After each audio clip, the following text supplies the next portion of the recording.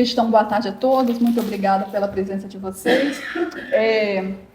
Nós vamos iniciar a nossa segunda mesa redonda. Aqui praticamente todo mundo já conhece o projeto, é a Laura, do curso de farmácia. Eu vou apresentar rapidamente só para você conhecer um pouco melhor, mas esse projeto, ele na verdade, é uma ideia, né, que surgiu dentro de um projeto que a gente tem. Essa ideia, quem trouxe para a gente foi o Ângelo, dentro de um projeto de iniciação científica fomentado pela própria, sobre ética na ciência. Então, esse projeto, particularmente, é sobre citação de referências e citação coercitiva, mas eu e o Ângelo, a gente conversa muito, então, discute muito sobre esse tema, então ele teve essa ótima ideia de a gente começar a fazer essas mesas redondas, que acontecerão a cada 15 dias, exceto nas próximas semanas que eu vou estar de férias, mas depois que eu voltar das férias, nós vamos retomar. Hoje nós temos E os temas estão bem interessantes. São bem instigantes, Laura, né? Você pode contar para o povo lá na farmácia. Isso, espalha para o pessoal lá. Hoje nós temos o prazer de receber a professora Mônica. Eu tentei fazer um resumo bem resumido, tá? Foi. Então, a professora Mônica, ela é graduada em farmácia pela UFOP, mestre em bioquímica e imunologia e doutora em engenharia metalúrgica e de Minas pela UFMG. Ela é professora titular da UFOP, foi chefe do departamento de farmácia da Escola de Farmácia da UFOP nos períodos de 2009 a 2011 e 2021 e 2023 voltou a ser chefe. Foi plena pandemia. E foi também coordenadora do programa de pós-graduação em engenharia ambiental da UFOP. Ela possui 27 documentos publicados, com 448 citações. É mesmo? Não sabia, não. Já orientou e coorientou 19 dissertações de mestrado, 15 TCCs, 25 trabalhos de C e 16 orientações de outra natureza. Atualmente, ela orienta ou coorienta 3 teses de doutorado. Ela é revisora de vários periódicos científicos nacionais e internacionais e consultora ad hoc do programa Fondecit, Conselho de Pesquisa do Chile. Orientou diversos trabalhos de conclusão de curso de graduação, iniciação científica, mestrado, dedicados principalmente no desenvolvimento de metodologias para a remoção de arsênio, que é uma temática super relevante no mundo inteiro, mas aqui particularmente, em efluentes industriais e resíduos de mineração e metalurgia, bem como estudos dos potenciais efeitos toxicológicos do arsênio a micro-organismos e outros seres vivos. Seus temas de interesse principais são elucidação de processos biogeoquímicos que controlam a transferência de metais e metalóides em ambientes de mineração, principalmente arsênio, com especial atenção para as biotransformações microbianas, visando a biorremediação ambiental. A compreensão das questões sociais e de saúde decorrentes da exposição das populações humanas mais vulneráveis aos contaminantes originados pela atividade de mineração, principalmente arsênio. Então, Mônica, eu sempre comento com os alunos que quem trabalha com ambiental não tem como desvincular de questões sociais, econômicas, né? Sim, então, a gente acaba sendo conduzido a isso. Exatamente. Então, no meu caso, foi mais ou menos isso também. Muito obrigada pela sua presença. Eu que agradeço. Gente, boa tarde. Eu agradeço ao grupo pelo convite. Desde o primeiro momento que o Ângelo fez contato comigo, eu de pronto já achei muito interessante, porque é um tema que sempre me chamou a atenção, enquanto professora da disciplina de metodologia científica no PROAMB, que aí eu não sei exatamente desde quando, mas talvez desde os anos 2008, mais ou menos assim, eu acho, eu vinha ministrando essa disciplina no PROAMB. Eu sempre tive muito essa preocupação com essas questões éticas que envolvem a nossa atividade acadêmica. E aí eu sempre tentava argumentar ou lançar essas sementinhas assim para os meus alunos na pós-graduação. E então o Ângelo foi meu aluno da última turma, que eu dei aula antes de me aposentar, e a gente sempre conversava sobre isso. A gente, inclusive, entrou, o André também foi meu aluno, aí a gente entrou um pouco nessa conversa também do uso da inteligência artificial, dessas outras ferramentas, em que isso implicava no nosso comportamento ético, digamos assim, junto com as publicações. Então, isso sempre foi um assunto que a gente discutiu muito. E aí, quando surgiu esse convite do grupo, eu de pronto aceitei participar, e até peço desculpas que eu vinha eu falei para ele que eu vou tentar participar de todas as discussões, e eu vinha na semana passada, mas eu esqueci de anotar na agenda. E aí, se não está na agenda, não existe na minha vida, eu esqueci, eu fui lembrar na sexta-feira, então peço desculpas que eu queria muito ter vindo no primeiro encontro, mas a partir de agora, se vocês me aceitarem, Sempre eu bem-vinda. tentarei ser figurinha carimbada nos próximos encontros, que esses temas realmente me chamam muita atenção. E aí, não apenas o tema de hoje, mas os próximos que serão discutidos. Para o nosso tema de hoje, eu preparei alguns slides só para a gente poder se organizar um pouquinho, o que a gente vai falar, mas a ideia é que seja mais uma conversa, né, do que uma apresentação. Mas antes de mais nada, a Liliane estava aqui contando os meus números e eu realmente não presto muita atenção nisso. E aí, uma coisa que eu queria falar com vocês é o seguinte: talvez eu não seja o melhor exemplo. Este número, por exemplo, de artigos publicados, de documentos publicados que eu tenho no meu currículo, ele é muito inferior ao número de publicações de várias pessoas. Mas eu sempre falo isso, e os dois que foram meus alunos, eles sabem disso, que eu comento que em uma determinada época da minha vida eu tomei uma decisão. E eu resolvi pagar o preço por essa decisão. Só que eu também falo o seguinte: quando eu tomei essa decisão, eu já tinha emprego. Então, é bom que isso fique claro, porque às vezes, que é aquilo que a gente comentou na chamada, será que vale tudo na vida e tal? Às vezes, e eu não estou aqui para julgar ninguém, a gente entende quando determinadas pessoas, em vista da situação, da conjuntura, do lugar, da situação que ela está, ela aceita fazer algumas coisas que talvez mais tarde ela venha a se arrepender. Então, eu, de uma certa maneira, eu posso dizer que eu tive uma condição privilegiada, porque assim que eu terminei o mestrado, eu defendi meu mestrado dia 3 de dezembro do ano de 93. Dia 12 de janeiro, dia 26 de dezembro, saiu no Diário Oficial a minha nomeação para a UFOP. Dia 12 de janeiro, eu estava contratada na UFOP como professora. Eu não fiquei nem um mês, praticamente, desempregada. Embora o concurso tivesse acontecido no início do ano de 93. Demorou um pouco para me chamar. Então, quando eu tomei algumas decisões na vida, por exemplo, de ser doutora em engenharia metalúrgica e de materiais, eu já tinha emprego. Eu acho que isso é importante a gente frisar, porque sob um aspecto, eu fui muito privilegiada. Então, eu pude me guiar com essa segurança de que eu tinha o meu emprego garantido, né? Talvez se eu não tivesse meu emprego garantido, as coisas tivessem ido por um outro caminho. E aí eu não vou aqui julgar, não quero julgar ninguém, mas só quero que a gente contextualize um pouco isso. Então, hoje, a gente vai conversar sobre essa história, né? Quem é que é considerado autor, como é que a gente... Agora vocês não vão conversar, mais cedo vocês conversaram. Agora desistiram de conversar.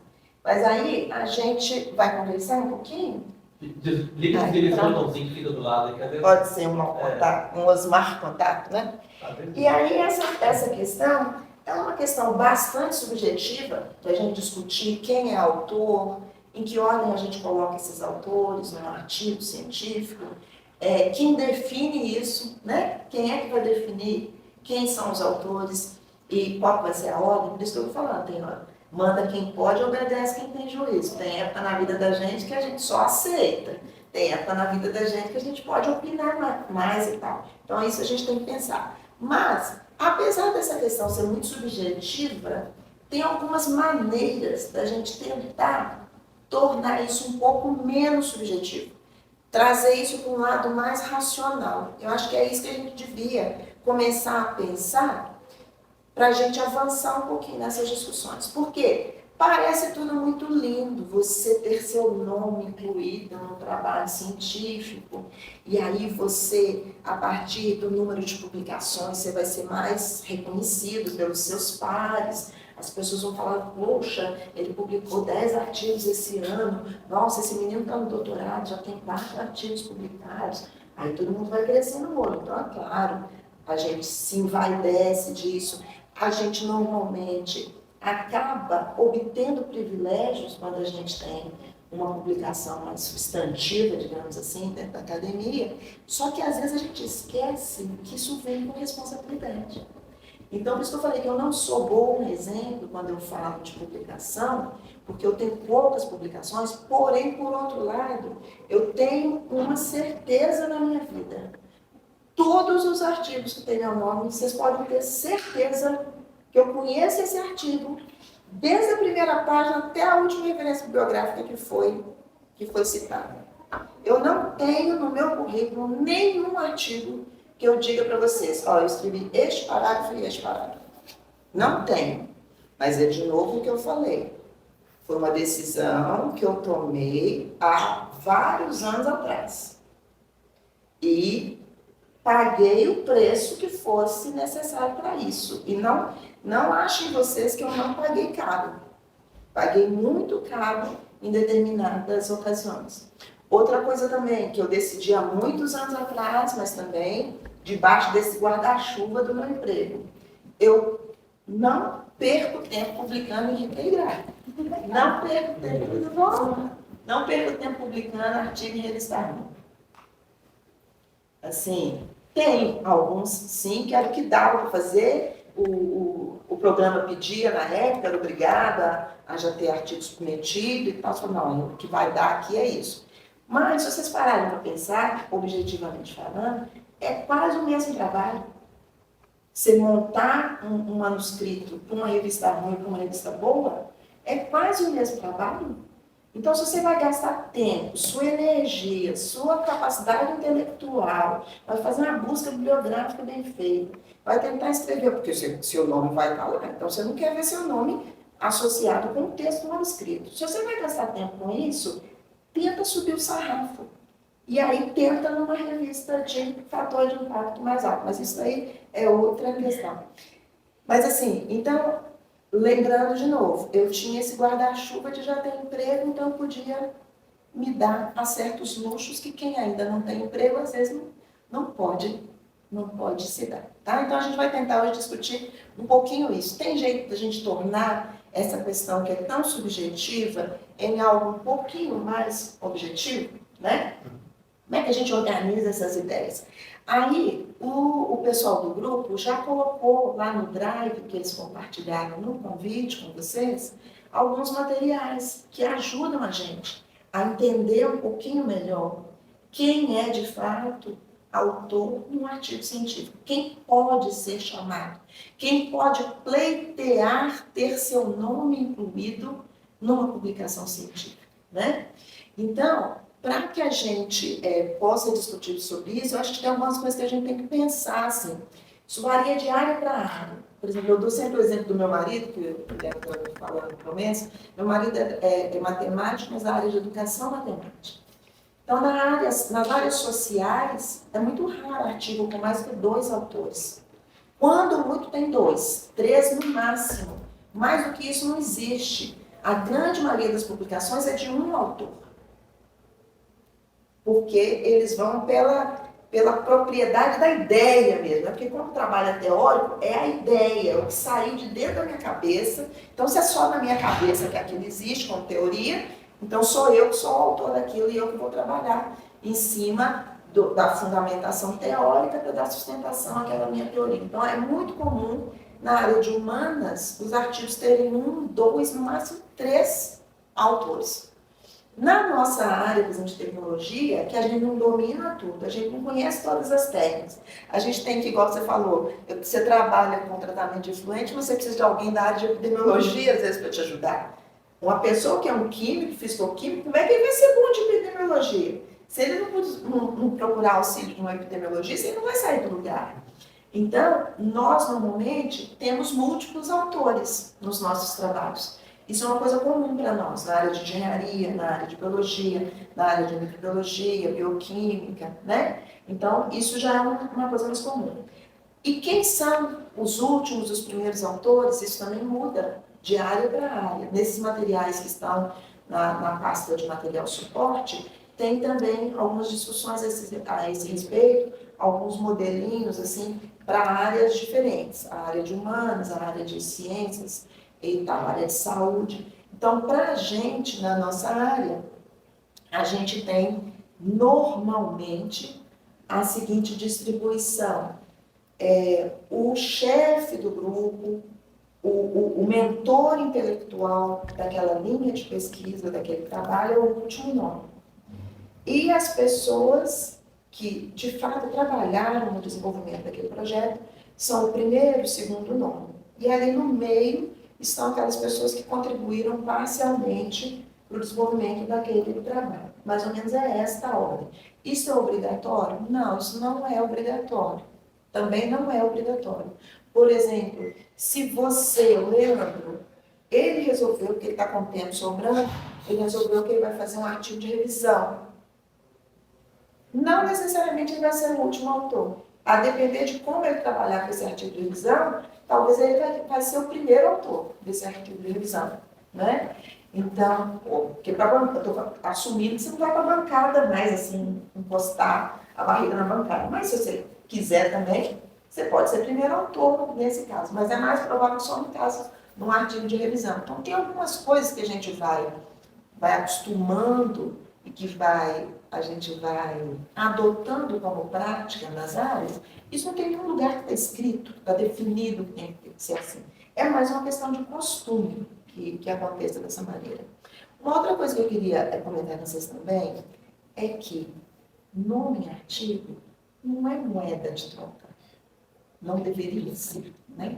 Eu não vou usar o presente, vou usar o condicional. Não deveria ser moeda de troca. Não deveria ser premiação.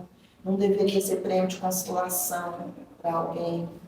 Então, assim, isso é uma coisa que eu acho que a gente tem que começar a pensar e lidar com isso de uma maneira mais racional. Por que eu falo racional? Porque o que é combinado nunca sai caro. Se você já conversa com a pessoa, no dia que você vai lá pedir para usar o espectro fotônico dela, você já explica para ela, mas olha aqui, isso aqui não é para você tornar autora, não. Nós podemos, tipo um agradecimento, tá legal isso? Então, assim, o combinado não sai caro. O problema é quando as pessoas criam expectativas, ninguém conversa sobre as coisas, ninguém conversa, fica aquela coisa que paira assim no ar, como se estivesse subtendido, só que o que eu subtendi é que meu nome ia estar no artigo. O que o outro subentendeu é que a minha participação não é suficiente para que meu nome esteja no artigo. E aí, quando chega na hora de publicar o artigo, o negócio dá conflito. Então, eu acho que esse ditado, o combinado não sai caro, também é uma questão que a gente devia internalizar. Comecei a fazer um projeto, fulano, você quer colaborar comigo? Quero. Então, vamos fazer o seguinte, vamos escrever junto, aí nós dois vamos ser autores? Beleza, vamos. Ou vocês têm colega de bancada? Às vezes acontece da gente estar fazendo mestrado, doutorado, mas a gente tem tanta intimidade com o projeto de um colega, não é? Não acontece isso? Que não tem por que você não ser coautor dele, porque na verdade você trabalhou muito com ele também. Então, aí tudo é uma questão de ir combinando. Agora, não é fazer consórcio, gente, porque eu brinco que tem grupos que fazem consórcio de publicação. É 12 por 1. Os 12 publicando, né, e os nomes dos 12 saindo. Isso vocês não vão dizer que vocês não conhecem, porque eu aposto que todos vocês conhecem. Eu chamo isso de consórcio de publicação. É como se você fosse premiado todo mês. Sai um artigo com seu nome, né? Você nem passou lá. Por que está saindo o artigo com seu nome? Porque você faz parte daquele grupo, só por isso. Não tem nenhuma outra justificativa. Mas, de novo, voltando ao começo das coisas. Pode acontecer de ter hora na vida que vocês vão ter que aceitar isso. Mesmo sem querer. Só que pode também, eu acho que deveria acontecer só assim, vou engolir essa hoje, mas a próxima não passa. Não vou deixar acontecer. Então, eu acho que é isso que a gente tem que pensar sempre. Tem jeito de melhorar isso um pouquinho, tornar isso menos subjetivo? Os manuais das editoras, os órgãos que tentam regulamentar essa questão da participação dos autores, ou a definição do conceito de autoria, eles têm dado para a gente algumas luzes a respeito disso. Não são normativas, são orientações, são sugestões de postura. Não tem nada assim obrigatório, não é regra da BNT que a gente simplesmente tem que seguir. Mas então, o que esses órgãos dizem para a gente? Quem são as pessoas que podem ser consideradas autores num documento científico, num artigo, geralmente, né? São aquelas pessoas que participaram nessas 4 etapas, não necessariamente de todas as 4 etapas, mas com maior ou menor peso em alguma dessas 4 etapas da concepção e da redação daquele trabalho. Que etapas seriam essas? A concepção, o design do estudo, a obtenção, a análise e interpretação dos dados. Isso é uma questão que justifica, uma atividade que justifica a pessoa. Agora, a concepção é só jogar a ideia? Não é também assim, só dar a ideia, dar a linha para a pessoa. É a concepção no sentido, olha, vamos organizar, vamos fazer um estudo desta maneira, que metodologia nós vamos usar, que fundamentação teórica nós vamos usar, né? Que teoria nós estamos querendo propor. Então, isso que seria esse arcabouço da concepção. A redação do artigo, desde o seu rascunho, ou a revisão de conteúdo e uma discussão crítica. Falando assim, olha, aqui não está bom, vamos melhorar, que tal se a gente citasse fulano, contestasse fulano com Beltrano. Isso é uma discussão crítica. Então, a pessoa que participa nessa atividade, ela também pode ser considerada um autor do trabalho. A revisão do texto final, discussão com contribuição intelectual e crítica. Não é revisão de português ou de inglês, não. Porque aí você paga um revisor. Ele é só uma pessoa contratada para fazer aquele trabalho. Não é disso que eu estou falando. É a revisão do trabalho como um todo, da apresentação dos resultados, se os gráficos, as figuras, a ordem da apresentação dos resultados, tudo isso incluído nisso que a gente chama de revisão. É só revisão ortográfica. A responsabilidade, as garantias a respeito do estudo na sua integralidade. O que seria essa parte de responsabilidade? Responsabilidade desde o recurso financeiro, garantir a condição, por exemplo, igual a gente que trabalha com laboratório, garantir que você tenha condição de trabalhar naquele laboratório, que os equipamentos, que os insumos todos estejam a contento. E aí, juntando a isso, você vai se responsabilizar quando, se, por exemplo, aqueles dados forem questionados, você tem condição de discutir com quem os questionar a respeito de como eles foram obtidos, quais foram as condições experimentais, por que eles são diferentes do que a maioria das pessoas estava percebendo até então, né? E vocês disseram que não é assim, mas você tem segurança para explicar sobre isso? Então, essa pessoa que tem essa visão geral e as responsabilidades sobre o trabalho, ela também é considerada autor. Então, com base nisso, a gente já começa a definir o pacote. Quem que pode ser autor, quem que não deve ser autor. Quem que é só colaborador, quem é uma pessoa que te ajudou, mas ela não tem responsabilidade. Se chegar uma carta de contestação da revista, aquela pessoa vai saber responder alguma coisa? Se é uma pessoa que você sabe que não vai saber responder nada, então muito provavelmente ela não é autora daquele trabalho. Ela só passou por ali, mas ela não tem nenhum tipo de responsabilidade com relação a ele. Aí, ficou meio ruim, mas eu queria trazer essa tabela toda. Mas esse material está lá, ó. É esse material aqui, ó, da Revista da Associação Médica Brasileira de 2002. Ele é mais antiguinho, mas ele, inclusive, pensem bem, nós estamos falando de 2002, antes mesmo do ICJME, como é que é? ICJCE, né? Já está lançando esse tipo de discussão. Já tinha gente aqui no Brasil se preocupando também com isso. Então, eu fiz questão de trazer que é antigo e é em português, para vocês verem que isso não foge muito do que está sendo preconizado de maneira mais moderna. E essa planilha aqui, eu gostava até de trabalhar com ela, com os meus alunos da metodologia científica, porque ela traz números, ela traz pesos para as participações. E aí, tira aquela subjetividade. Precisam ser esses pesos? Não. Vocês podem discutir os pesos dentro do seu grupo de trabalho. Dentro do seu grupo de trabalho, você cria um roteiro, uma lista de atividades, e vocês dão peso para aquelas atividades. Vocês podem dar peso 10, peso 1, o peso que vocês quiserem. Mas vocês podem criar um critério, e aí nós voltamos para aquela frase, o combinado não sai caro. Que aí todo mundo está sabendo que é dentro daquela proposta, daquela barema. É quase uma barema de concurso. É dentro daquela barema. Quem fizer 10 pontos na barema, está dentro do artigo. Quem não fizer 10 pontos, está fora do artigo. O nominho vai no agradecimento. Então, às vezes, para a gente não ter que ficar no bate-boca, e na argumentação, e cada dia se argumenta de um jeito, aí para uns vale de um jeito, que nem a gente brinca, para uns até o pato bota ovo, para outros a coisa não é bem assim. Então você cria um critério que te tira essa subjetividade.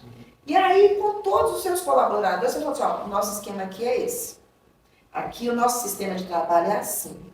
Se ao final do trabalho nós percebermos que a sua participação corresponde, aqui no caso são 7 pontos que eles propõem aqui nessa planilha, seu nome será incluído como coautor. Se a sua participação não vier a perfazer um número mínimo, que nós consideramos que seja 7, a gente vai te fazer um agradecimento, mas a gente entende que a sua colaboração não é suficiente para que você seja coautor. E como é que vai ser a ordem? Bom, nós vamos fazer assim, quem tiver maior peso, vai lá para o final, já que na nossa área é o último nome. E os demais a gente vai organizar em ordem decrescente. Pronto, gente. Vai ter briga? Não vai ter briga, porque todo mundo sabe que é assim que funciona. Então, esta planilha, que está lá nesse artigo, está nessa pasta no Drive, eles definem algumas atividades. Olha, criar a ideia, deixa eu ver aqui no computador, está mais fácil. Criar a ideia que originou o trabalho e elaborar as hipóteses. Essa atividade tem peso 6, bem como estruturar o método de trabalho, aquela pessoa que estrutura a metodologia, né, que monta todo o esquema, aquela pessoa que desenha lá, você vai misturar 20 gotas disso com 10 gotas daquilo no frasquinho, colocar 40 minutos, isso também ganha 6 pontos. Orientar ou coordenar o trabalho, escrever o manuscrito, 5 pontos. Rever a literatura, 4 pontos. Então, você vai definindo papéis, você vai definindo papéis e definindo pesos para esses papéis. Todos eles precisam estar em todos os trabalhos? Talvez não. Mas, por exemplo, se você tem uma pessoa que só chefiou o local de trabalho, o local onde o trabalho foi realizado, ela ganha 2 pontos. 2 pontos não é suficiente para garantir a ela lugar na lista de autores, tá? Então, isso é uma possibilidade de trabalho. Não estou dizendo que vocês têm que fazer assim, mas eu acho que dá para a gente começar a racionalizar. E cada grupo de pesquisa define o seu critério no momento que achar certo, né? E aí, naqueles materiais de suporte, também tem o documento como chama? Não fugiu aqui o nome, do CREDIT, que é a taxonomia, né? A orientação para você dar nome, dizer quem é autor e quem não é autor, que é um sistema que se chama CREDIT. Então, nesse sistema, eles definem 14 atividades. Vou aumentar aqui para vocês verem. Conceituação, a concepção, a metodologia, que nem estava naquele outro ali. Quem desenvolveu o software, porque às vezes você precisa de um software, né? Validação dos dados, análise dos dados, investigação, os recursos financeiros e de suporte que você precisa, a escrita do original, a revisão, tarará. E aí, essas 14 atividades são aqui descritas e definidas nesse sistema do crédito. E aí, o que eu sugeriria, por exemplo? Que os grupos de pesquisa criassem pesos para essas 14 atividades. Se você criar peso para essas 14 atividades, você consegue definir, sem grandes problemas, quem é autor do quê, né? Ou quem é autor daquele trabalho. E qual vai ser a ordem dos nomes desses autores no artigo. Então, lá naquela pasta que está também disponibilizada, tem essa formalização aqui do crédito, esses conceitos para vocês criarem. E aí tem algumas outras questões que a gente queria conversar hoje, que são também a respeito de conflito de interesse, a respeito do uso de IA. A IA vai ser autor? Provavelmente não, né, gente? Né? Aí a gente tem que sair desse dilema, né? As contribuições, o que é um não autor? O que a gente pode dizer que é um não autor? Então, eu trouxe aqui algumas coisas para a gente pensar e discutir e jogar aqui para a gente perguntar. Como que eu contribuo, ou que tipo de contribuição que eu dou que não me configura como autor do trabalho? Isso também é uma coisa que a gente tem que, inclusive, fazer uma autocrítica. Aquela minha contribuição, ela foi bacana, mas ela não foi relevante o suficiente para eu considerar que eu sou coautora daquele trabalho. Aí tem também a questão dos agradecimentos, você falou da coerção, né?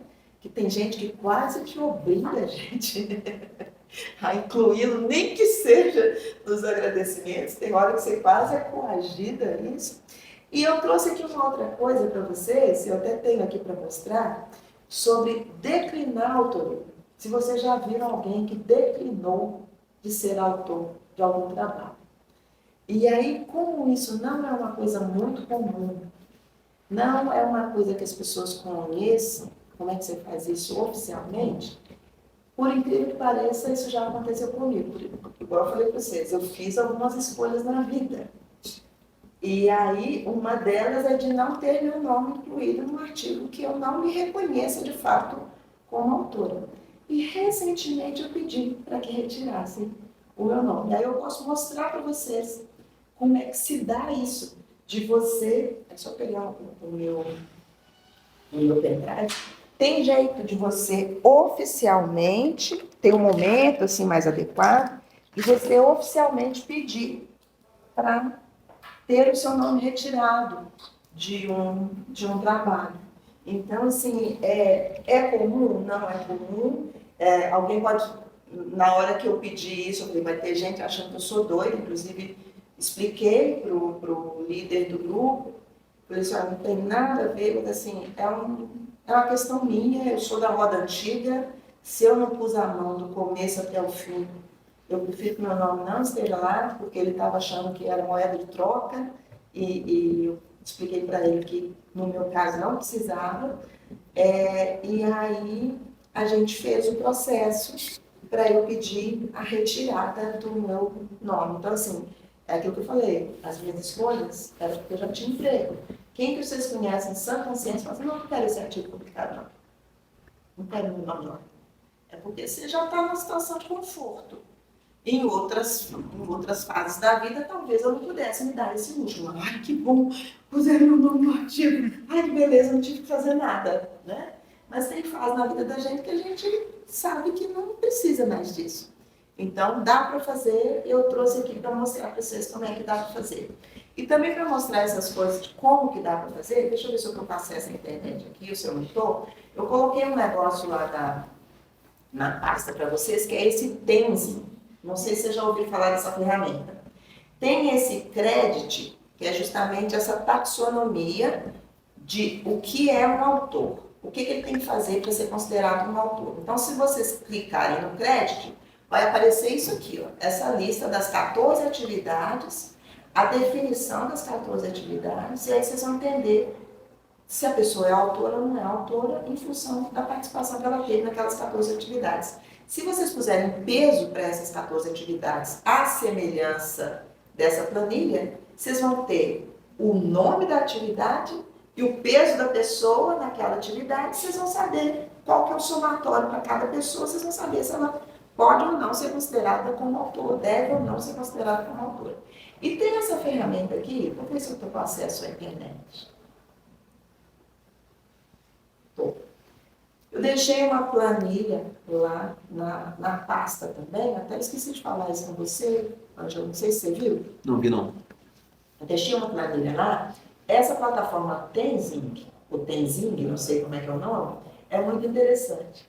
Este nome é o nome do Sherpa, sabe aqueles carregadores de mochila lá do Himalaia? É o nome do Sherpa que acompanhou a primeira pessoa que subiu no Everest. Só que ele nunca foi reconhecido. Mas se ele não tivesse um Sherpa para carregar essa mochila, será que o cara tinha chegado no Everest? E o nome dele nunca foi lembrado. Então, a gente tem que dar crédito a quem de fato participou do negócio. E eles deram o nome deste cara para esta plataforma, que é justamente uma plataforma pública, como a gente fala isso? Uma iniciativa aberta, né, de código aberto e tal, uma iniciativa colaborativa que visa ajudar a gente a definir quem são os... Ah, apareceu para mim, mas não apareceu para vocês. Tem que mudar o compartilhamento. Deixa eu encerrar aqui.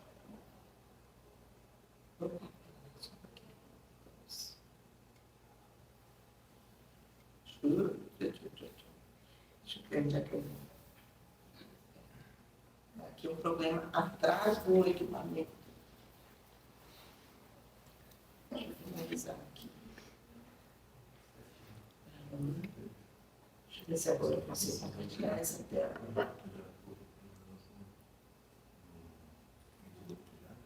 Espera aí.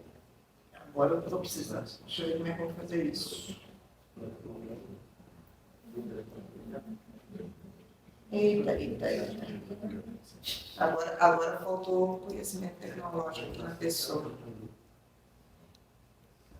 que eu tenho que fazer? Agora eu nem sei o que a gente fez, né? Foi os FN de compartilhamento. Deixa eu ver. Peraí. Aqui, acho que agora eu consigo.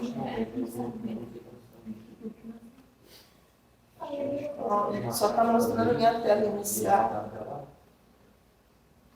O que apareceu escrito ali? Não está aparecendo aqui para mim. Opções. O que é isso aí?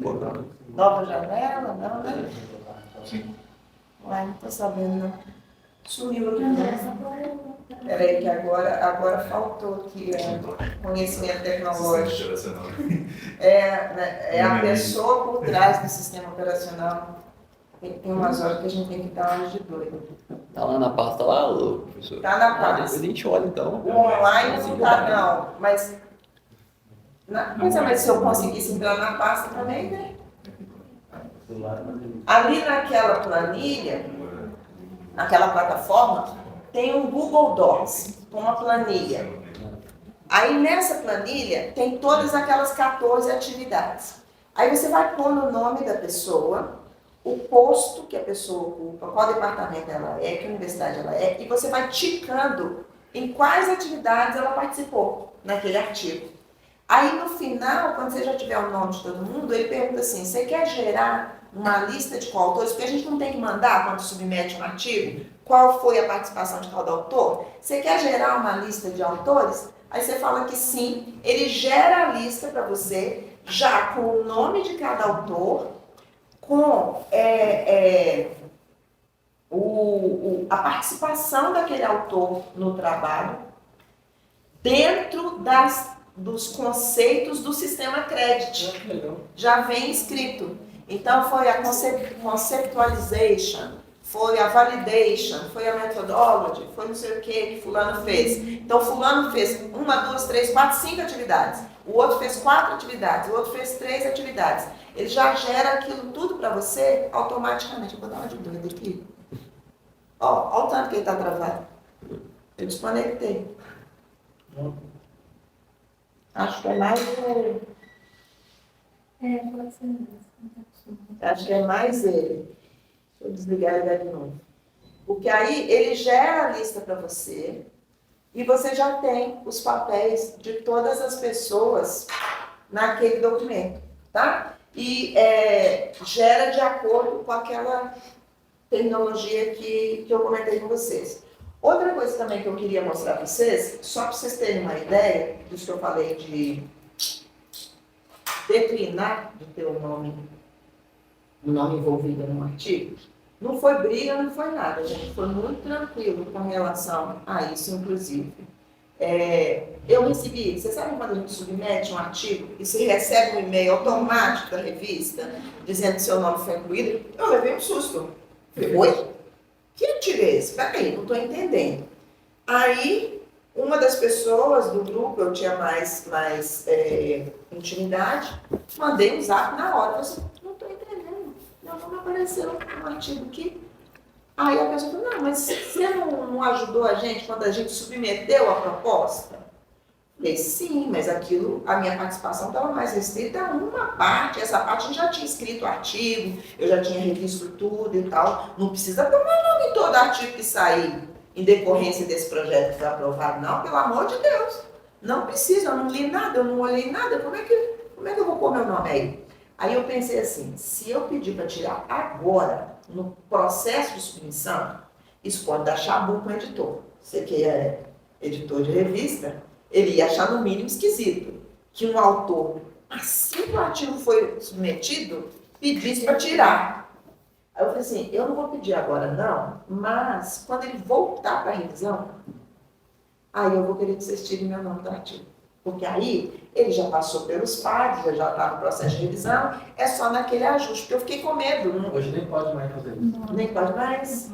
Vai Eu fiz incluir, mês passado. vai Não, incluir- ano passado, Para novembro. excluir, você precisa da assinatura de todos os autores. Não, sim, foi desse jeito, é isso que eu já ia mostrar. Aí, quando voltou, ó, gente, o trem tá travado mesmo.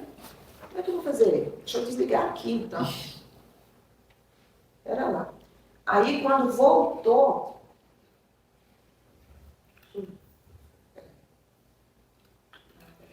meu Deus, não sei o que é isso, né? Não estou entendendo. Conflitão aí. Deu um conflito de interesse. Deu um conflito de interesses. Não estou conseguindo saber o que fazer. Vamos ver. Aí, quando voltou, estava no processo de revisão. Eu falei, então agora é a hora, né? Aí você tem que preencher o formulário, explicar por que você está pedindo para tirar o seu nome. Todos os autores do artigo têm que assinar, têm que concordar, e eles vão dizer qual é a reorganização. Para vocês terem uma ideia, meu nome era o segundo de trás para frente.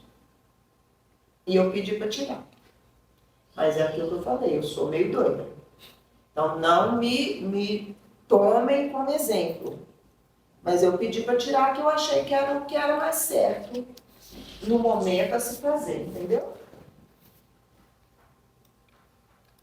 Ah, não, aquela hora eu desconectei, foi o outro. Aí eu trouxe o formulário para mostrar para vocês. Esse eu não pus na pasta, não. Apesar de eu ter tampado os nomes de todo mundo, eu preferi não colocar na pasta. Mas eu trouxe esse formulário para mostrar para vocês terem uma ideia de como é, porque eu não sei se vocês já viram isso. Você já fez isso alguma vez? Não. Você já fez, né? Não. Mas você já lidou com isso? Nossa, Já. como? Hã? E como? Tá, eu tive uma publicação bem problemática aí ano passado. Da revista que você... Não, foi como autor. Ah, como autor. Um dos autores responsáveis por uma determinada parte do trabalho teve questões muito pessoais, não conseguia responder nem com dilação de prazo. Aí eu tive que pedir ao editor, olha, os coautores não é responsivo, fica calçadeado. Que é aquela responsabilidade que a gente estava falando no começo. E aí eu vou incluir um outro autor para cobrir a parte dele. Aí o editor falou assim, só se você coletar a assinatura de todos os coautores, eles concordam. Eu trabalhei no Fernando. Exatamente. Aí eu dei esse trabalho pro povo, sabe? Mas eu não estou conseguindo mostrar para vocês não, gente. Desculpa. Ô, Mônica, mas isso daí que você comentou tem uma questão muito interessante que para mim é o mais importante de tudo, Pode falar que eu vou deixar Sim, sim. que é a questão de será que eu confio naquele trabalho? Isso, eu não tinha lido. A minha maior preocupação é justamente essa, porque eu também só assino um documento que eu fiz todo o processo de leitura e de revisão. Só que hoje as pessoas, elas são tão pouco criteriosas que elas aceitam de forma... Aceitam. Sem nem Mas- ter lido o trabalho. Mas aí a gente tem aquela outra questão. A gente vive num mundo produtivista. Sim. E aí você quer número. Se alguém te oferece um número né? Se alguém te oferece um artigo de graça. no Mas ano, cabe a pessoa não se permitir exato. corromper. Aí é uma tentação, é como se alguém te oferecesse um doce. Sim. É uma Mas esse tentação. doce pode estar envenenado. Pode porque estar, é que nem pode- a maçã da Exatamente. Branca de Neve, Um trabalho Boa- pode ser boa um analogia. trabalho. Pode ser um trabalho um trabalho péssimo. Eu, por exemplo, eu tenho muita preocupação de não ter meu nome envolvido em trabalhos Eu também. ruins. Então, assim, eu falo assim, tem pouquíssimas Meu nome é uma das poucas pessoas coisas que eu que eu tenho tenho, né? plena confiança de trabalhar em todos os sentidos e tudo mais. Então, assim, na maior parte das vezes, nós precisamos de reler o trabalho, revisar de forma crítica, olhar os resultados, olhar até as referências que você comentou, que é uma Sim. coisa que eu faço também. Por quê? Porque eu não posso colocar, eu não aceito colocar meu nome num trabalho que eu não confio, Tenho sabe? muito receio. Mas Sou muito medrosa mesmo, assim. Eu também. Medrosa. Eu também. O André e eu, a gente evoluiu pro livro 2.0, né, André? Porque às vezes acontece, né, de você ter autores, que trabalham em sessões específicas do trabalho. Sim. Tipo, como esse trabalho mesmo Sim. que você negou de ser autora, né? Vamos supor que você tivesse feito uma análise estatística, um Mas experimento. aí eu deveria deixar o meu nome lá. O que nós fazemos? Como às vezes a pessoa está numa sessão do trabalho e ela às vezes até fica tímida de ler o trabalho inteiro, porque ela fala, me chamou para colaborar nessa sessão, vou cuidar dessa sessão. Mas não significa que ela não tenha responsabilidade sobre todo, né? Ela assina o documento inteiro, não só a sessão que ela Então, bateu. eu leio, mesmo se eu tiver feito só um pedacinho, eu leio tudo. Aí André criou um formulário que a pessoa, o autor, né, André? Ele é obrigado a atestar, tem que ticar o box lá, literalmente falando que ele concorda com o conteúdo inteiro. O conteúdo. E o André está retendo isso aí justamente, Pois porque a é. gente tem uma. Qual foi a contribuição dele? O que ele reconhece que ele fez no Pois é, porque senão depois, lá naquele primeiro slide que a gente mostrou a questão das responsabilidades, que eu já falei, não tem nada a ver com isso não. Meu nome estava lá, mas eu só fiz aqui essa análise estatística. Como assim? Você não foi contratado, não te pagaram para fazer aquilo, você não é um técnico. Porque uma coisa é você contratar uma pessoa, ó, eu tenho esse dinheiro aqui do meu projeto que dá para pagar um estatístico. Eu vou contratar uma pessoa, ele vai me cobrar 3 mil reais, vai fazer análise estatística, vai me entregar, eu vou pôr no... Hã? Você quer 3 mil? Tá querendo mais. Nem com 3 mil, né? Nem com 3 mil, aí ele vai me entregar o resultado, eu vou lá e coloco. Quando a carta de contestação chegar, sou eu que respondo. Porque o outro vai falar assim, ó, eu só peguei os dados, eu só peguei a planilha do jeito que me deram, e eu fiz a análise. Ele realmente não tem responsabilidade. Agora, você aceita seu nome como coautor e na hora que a coisa aperta, que também tem esse outro lado, tem o benefício, mas tem o ônus também. Na hora que o negócio aperta, você corre e larga todo mundo na mão. Então, nesse caso, desse artigo que eu declinei, se eu recebesse uma contestação, eu não sabia nem por onde começar a responder, porque eu não tinha lido o artigo. Eu não tinha lido, gente. Como é que eu vou deixar meu nome, que é uma das poucas coisas que eu tenho nessa vida, de meu mesmo próprio, como que eu vou deixar meu nome ser inserido num documento que eu não tinha ideia, não é que eu não sabia uma parte dele, não, porque vai lá que tem um trem de biologia molecular que eu não entendo lufas. Já escrevi artigo com Silvano, o cara falou, pra mim tá fulado, né? Ah, é esse o primer? Tá bom, é esse o primer, beleza. Agora, eu não tinha noção de nada, eu não tinha noção da hipótese. Aí como é que eu vou deixar meu nome num negócio que eu não tenho a mínima noção? Podia ser na Nature, gente, que seria o meu sonho de consumo. Podia Tem ser artigo na Nature sendo retratado, não seja por Uai, isso. pois é, que eu não ia querer meu nome lá. Agora, a Marisa perguntou como editor, o pior caso que eu enfrentei foi uma denúncia que eu recebi. Um pesquisador escreveu para mim e falou assim, esse artigo de revisão foi publicado na revista da qual você editou, ele é um plágio do meu projeto, que foi aprovado e veio com a documentação toda. O projeto tinha sido É do aprovado. mesmo país? O pós-doc pegou o projeto dele, escreveu um review e agora era professor no Canadá. E o cara era da Tailândia. O pesquisador ele veio com toda a proforma, datado, prévia antes do review, um conteúdo, o documento oficial da agência, e falou assim, eu estou requisitando que esse artigo seja retirado, porque o conteúdo está aí, não é de propriedade intelectual desse autor. Aí teve que abrir uma investigação com no time de ética da polícia. Sim, porque aí o buraco é mais embaixo ainda, né? Não é só Porque aí definir. tinha documentos que não estavam anexados ao artigo, que estavam sendo usados como prova. Você tem que aferir isso muito bem nos órgãos. Vai dar uma investigação de longo prazo. A professora está falando assim, de colocar o nome no que não leu, e aí tá tendo um fenômeno muito legal agora, que o pessoal tá vendendo, né, o nome nos artigos, né? Eu mando direto lá no grupo, assim. Bom, peraí, volta aí que esse Agora você pode comprar o Você pode comprar seu lugar no artigo. Oi? Eu não sabia, ela falou, não, eu vou te mandar tudo que eu achar também, igual eu mando no grupo. Peraí, não, eu me explico, porque realmente fugiu a minha capacidade de compreensão. Vaga em revista A2, Ciências Médicas, R$80. Chega assim no meu Você Instagram. tá falando sério? Sério? Jesus amado. Aonde nós vamos chegar desse jeito? Aonde nós já chegamos. Eles Né? põem o nome É. da revista que vai ser publicado, o título e quantas vagas estão sobrando. Título, capítulo Sério? de livro. Sério. Assim, primeiro autor custa mais caro, aí vai diminuindo à medida que vai. Ah, gente, então rasga tudo que nós conversamos aqui, né? Agora tá feio. Sério isso? E assim... Rede social. Meu Jesus amado. Vocês já viram isso também? Eu nunca vi.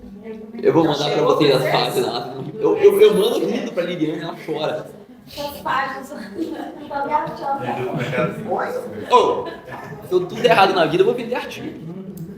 É isso mesmo. E aí, Laura, você falou que chegou já pra você. Como é que chega? No Reddit tinha disposto o informe, perguntando quem quer participar do sentido. É o que eu falei, tá vendo? A gente não. Quer dizer, eu procuro não julgar ninguém, mas eu acho que há limite para as coisas. Até para quem não tem emprego e está procurando emprego, tem um limite, sabe por quê? Tem um ditado que fala assim: você pode enganar poucas pessoas por muito tempo ou muitas pessoas por pouco tempo, mas você nunca consegue enganar muitas pessoas por muito tempo. Vocês já pararam de pensar, se vocês entram nessa pilha, compram vaga em artigo para poder fazer currículo, para entrar no concurso, aí você está lá dentro da universidade, há 3 anos, alguém descobre isso, conta isso, né, te denuncia, a universidade faz o processo, porque ela tem que fazer o processo administrativo, ela te manda embora e ela te faz devolver o salário que você recebeu por 3, 4, 5 anos. E aí depois, como é que você vai pleitear vaga em qualquer botequim? Vocês acham que isso não vai ficar colado no nome da gente pro resto da vida? A comunidade científica, ela parece grande, mas ela é um ovo de codorna. Se você faz um trem desse, nunca mais você vai limpar seu nome na vida. Ainda que você seja a melhor pessoa do mundo, e às vezes no desespero, ele é um excelente pesquisador, um excelente aluno de pós-graduação. E ele no desespero aceita uma coisa dessa. Ele, na verdade, está jogando toda a vida pregressa dele no lixo. Para você limpar isso, você pode reencarnar as 3 vezes. Você não vai conseguir limpar isso. Todo mundo vai saber que você fez isso. Garanto que isso vai... Eu não sabia que isso acontecia, gente. Senão não tinha nem ouvido. Nem trago isso aqui. Se tá desse jeito. Eu acho que assim, entra muito no que a gente trabalha aqui na questão do isso, que é da pressão. Por exemplo, eu vejo muito das áreas biomédicas. Por quê? Na prova de residência, essas publicações contam. Então eu vejo muito na área biomédica, porque o pessoal, para fazer residência, eles precisam de mais pontos. Eles têm muitos critérios de participação de congresso. Vem de participação de congresso. Te dão de participação de congresso. Mas... Então, eu estou pensando aqui, ó. Estou pensando com cabeça de estudante, tá? Deve ter estudante de graduação e de pós-graduação que fez o trabalho, mas vai ter um congresso lá em Natal e ele não tem dinheiro para ir para o congresso. Ele vende cota, né? Porque isso é vender cota, né? Vende cota no trabalho para poder financiar a ida dele, não é isso não? Também pode ser. Acontece de tudo, né? Ou só para ganhar dinheiro mesmo. Eu acho que isso é paper washing mesmo. Isso é cara de paper washing. essas propostas que o Ângelo recebeu aí tem cara de paperwashing. A pessoa pega um conteúdo da internet, às vezes até plágio mesmo de monografia, escreve alguma coisa. A inteligência artificial ali só para...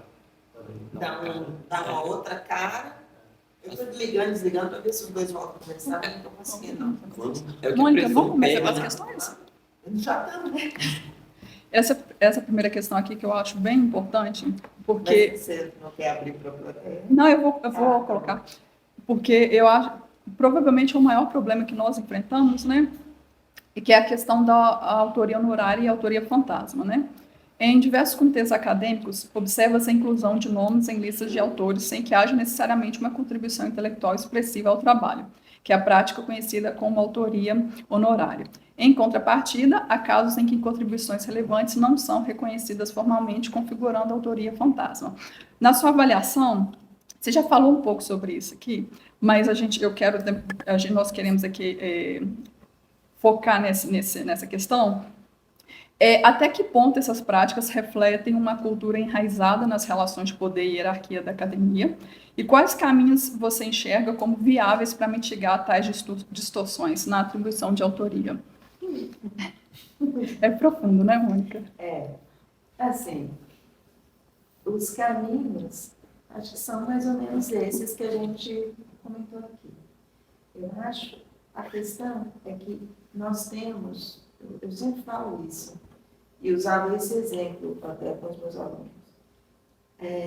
A produtividade, o produtivismo, como principal critério de avaliação de relevância, da relevância de um pesquisador, eu acho isso realmente uma faca de dois gumes. Porque a gente criou uma armadilha para a gente mesmo. E o problema é que quem bota a isca na armadilha somos nós mesmos. E quem cai na armadilha somos nós mesmos. Então, quer dizer, a gente criou um mecanismo que só nos prejudica.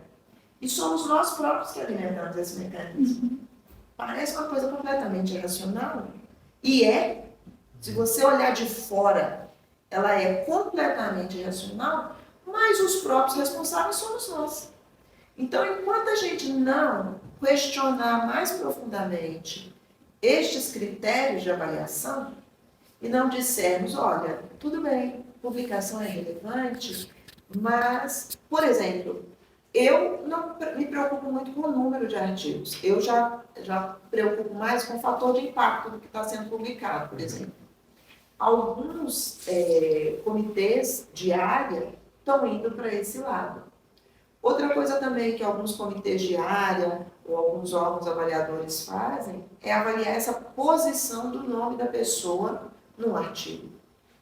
Eu conheço pessoalmente várias pessoas que têm dezenas de artigos publicados por ano, que eu acho humanamente impossível, mas cujos nomes jamais estão na primeira, segunda ou penúltima e última colocação. São essas pessoas que entregam um parágrafo de metodologia, um parágrafo de resultados e um parágrafo de discussão. Eles têm um alto número de publicação. Agora, eles são pesquisadores relevantes para a área? Essa é outra questão. Então, acho que o número sendo utilizado como principal critério, ele é muito falho nesse sentido. E quem tem que discutir isso somos nós mesmos, porque somos nós que criamos os critérios sobre os quais nós seremos avaliados. Então, assim, é uma questão difícil de resolver? Mas não é impossível se a gente pensar que quem define as regras somos nós mesmos. Sim. Nos nossos comitês de área, nos nossos programas de pós-graduação, na nossa assembleia de programas de pós-graduação, na nossa assembleia departamental, no conselho universitário da universidade. É aqui que as coisas são discutidas. Lá no comitê da FAPEMIG, no comitê do CNPq. Então, por que a gente tem que continuar andando? Sabe quando você entra para fazer caminhada, numa pista de caminhada, e está todo mundo indo para a direita, no sentido horário, você só entra. Aí, se um doido resolve andar no sentido anti-horário, todo mundo começa a olhar para ele. Mas o que ele está fazendo? Mas por quê? Está escrito em algum lugar que você não pode andar no sentido anti-horário? De onde que isso veio? Então, os nossos critérios são assim. Por que nós usamos esse critério da produtividade, do nome incluído no artigo, e só esse tem peso? Fomos nós que criamos os critérios. Para e pensa para pensar. Para e pensa para pensar. Para e pensa para refletir, né? Fomos nós que criamos. Nós que estamos aceitando. Então, nós podemos mudar. Vai ser fácil? Não vai ser fácil. Porque o cara que tem a vaidade sustentada pelos 40 artigos que aparecem com o nome dele no final do ano, esse cara não vai abrir mão disso fácil de jeito nenhum. Mônica, mas eu fico pensando também, interrompendo, Não, a ideia é isso. Está interrompendo, não. é muito, a ideia de, a gente pode, o que a gente não quer comprar, no fundo, é desconforto, né? Com o outro, assim. Porque a gente acaba dependendo também de... Porque a gente não vive num país que a gente tem dinheiro para fazer pesquisa, né? Então a gente acaba... Cai também naquela questão de se falar, né? Das pessoas terem as coisas mais às claras, até onde vai a contribuição ou não. Mas eu acredito que é um desafio, é desafiador a gente, tipo assim, sentar e falar sobre isso, né? Sim, sim. Tinha que ser um movimento, porque um indivíduo sozinho, ele vai ser muito fraco, né? Teria que ser a comunidade buscando isso. Teria que ser uma reivindicação coletiva, porque individualmente a gente não vai conseguir mudar isso, porque a gente sabe que a gente tem também indivíduos que não querem que isso seja mudado. Eu falo assim, né, Não é? A gente sabe, a gente conhece indivíduos. Eu tenho uma amiga, muito amiga minha, só não vou falar o nome, mas é muito amiga minha. Em 2017, a gente estava conversando pelo telefone, ela fazendo pós-doc num país, eu fazendo pós-doc num outro país. E a gente conversando pelo telefone. Eu falei para ela assim, de boa, me explica aqui, como é que você tem 18 artigos publicados nesse ano? Eu sou muito lerda, eu sou muito incompetente, porque eu não consigo. A gente acabou de publicar aquele artigo nosso, né, quando eu fui para a Austrália. Um baita no artigo. E deu trabalho do campo. Nossa. E eu falei assim, eu não dou conta. Como é que você consegue? Aí ela falou comigo assim, ela falou, não sou eu que estou falando, não. Mônica, é que eu sou promíscua. Ela usou esta palavra. Eu estou repetindo porque foi ela que usou, não estou pondo a palavra na boca dela, não. Ela falou assim, é que eu sou promíscua. Vou te explicar. Existe uma técnica que não é complicada de fazer. Ela é enjoada. As pessoas não gostam de fazer porque ela é enjoada, mas eu faço e faço muito bem no meu laboratório. Então, todo mundo do meu departamento, do programa que precisa daquilo, vai atrás de mim. Ela falou assim, só que eu sento com o aluno, eu entendo direitinho o que cada um precisa fazer. Também não sou dessas doidas, não, mas eu sou promíscua. Eu colaboro com todo mundo. É só chegar lá que eu colaboro. E aí, você pode reparar. Ela falou comigo, ela falou, você pode reparar. Desses 18 aí que você falou, 4, meu nome está no último lugar. Os outros 14 é por causa dessa técnica. Ela me explicou. E assim como ela, várias outras pessoas. Ela não é uma pessoa que é tão encanada, não. Se a gente conversasse com ela, trazia ela para o lado bom da força. Mas tem algumas pessoas que não vão abrir mão dessa promiscuidade. Tenho certeza, porque aí é a vaidade. Ele está acostumado, quando ele chega lá na planilha de avaliação, ele é o que estoura a planilha. E a partir do valor que ele faz de pontuação, a gente vai corrigindo as notas dos outros. Ele é o 100%. Ele vai querer abrir mão disso? Agora, um indivíduo sozinho conversando sobre isso não vai levar nada. Mas, por exemplo, se vários grupos de pesquisa em vários institutos de várias áreas diferentes começarem a discutir isso e forem levando isso para cima, para as instâncias superiores, não é que vai acontecer assim, mas devagarzinho é capaz que a gente consiga mudar um pouco as coisas. Eu li um artigo Vocês veem sobre que a própria... Oi? Eu li um artigo sobre isso ontem, hoje, Isso, eu não mandei no grupo, porque já está a instituição começando a ter artigo precisa sobre isso, discutir essas coisas de integridade, de ética na pesquisa, para tentar mudar o sistema. Assim, Sim. não tem que ser uma coisa pessoal, assim, a instituição tem que Porque começar. o sistema é autoalimentante. Vocês já repararam que quanto mais você exige da pessoa, mais ela quer produzir para ela tirar a cabeça. Porque se você produz 10 e todo mundo produz 10, que destaque você tem? Nossa, mas você está produzindo 10 e não está conseguindo destaque? Então o que nós vamos fazer no ano que vem? Produzir 12? Aí você produz 12, mas no ano seguinte todo mundo produz 12. Aí você vai retroalimentando o sistema. E qual que é o fim disso? Qual que é o limite do humano? Psiquiatra. Mas eu já falei isso com Com certeza. alguém já deve ter passado por isso aqui, da questão, a própria FINEP faz isso. Eu estava dizendo o Você aprova o sistema. projeto FINEP, aí fala lá que o equipamento é multiusuário. Todo mundo chega lá de mão vazia. Na UFOP a gente sabe que ela acha que todo mundo tem que fazer análise multiusuária 0800. Sim. Aí o sistema é bolado para isso, né? O cara, se ele não tem um currículo ativo, ele não consegue aprovar o FINEP. Se ele não tem um currículo ativo, ele não consegue dinheiro para dar manutenção do equipamento. E, no entanto, ele é obrigado a atender todo mundo 0800. Exato. Então, eu já falei para a Liliane que enquanto o sistema não mudar a forma dele de interpretar também, não adianta, o próprio sistema formar.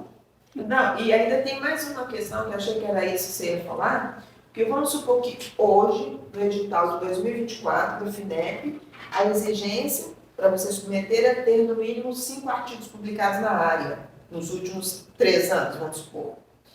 Quando for no próximo edital FINEP, 5 não serão mais suficientes. Eles vão querer que você tenha 8 nos últimos 3 anos.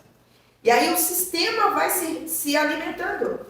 Porque a cada vez que a gente chega perto do último degrau, eles inventam mais um. Então nunca ninguém é bom o suficiente. Vocês já repararam isso? Que nunca ninguém é suficientemente bom para o sistema que nós criamos. Fomos nós que criamos. Ô, Mônica, eu anotei várias coisas aqui da sua fala para poder comentar.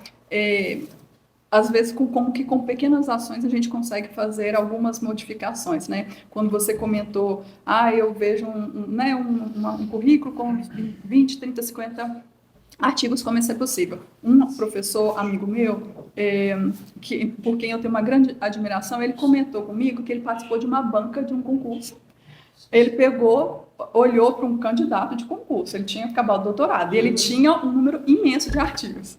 Aí ele perguntou, eu vi que você publicou muitos artigos e tal, deixa eu te perguntar. Aí ele começou a fazer perguntas sobre os artigos que ele perguntou. O candidato não sabia responder nada. É o consórcio de Porque publicação. ele não teve participação efetiva. Então, assim, quando você participa de uma banca em que você tem eu teria exatamente o mesmo posicionamento, porque a gente já sabe, agora nós já somos espertos para perceber que aquilo ali não é razoável para um aluno de doutorado. Não. Eu chamo isso de troca-troca. Isso acontece.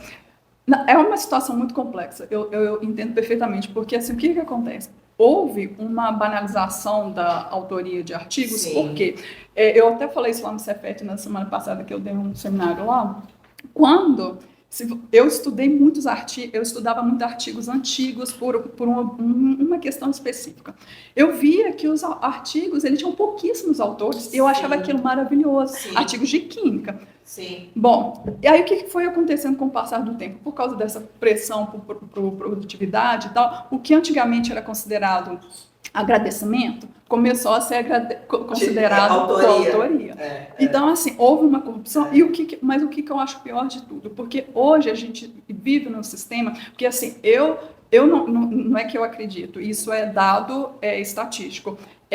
O sistema, se você vive num sistema que é corrompido, a pessoa tem que ser muito forte, eticamente falando, para não ser corrompida. Então, se você está num sistema em que todo mundo é desonesto, quando a gente fala a desonestidade é contagiosa, a desonestidade é contagiosa. Por quê? Sim. Porque se você vive num sistema que todo mundo é desonesto, você vê a pessoa, você normaliza, você vê a pessoa tirando proveito daquela situação e você não está sendo beneficiado de nada, muito pelo contrário, porque nessa corrida aí você vai ficar para trás porque você vai ter menos artigos.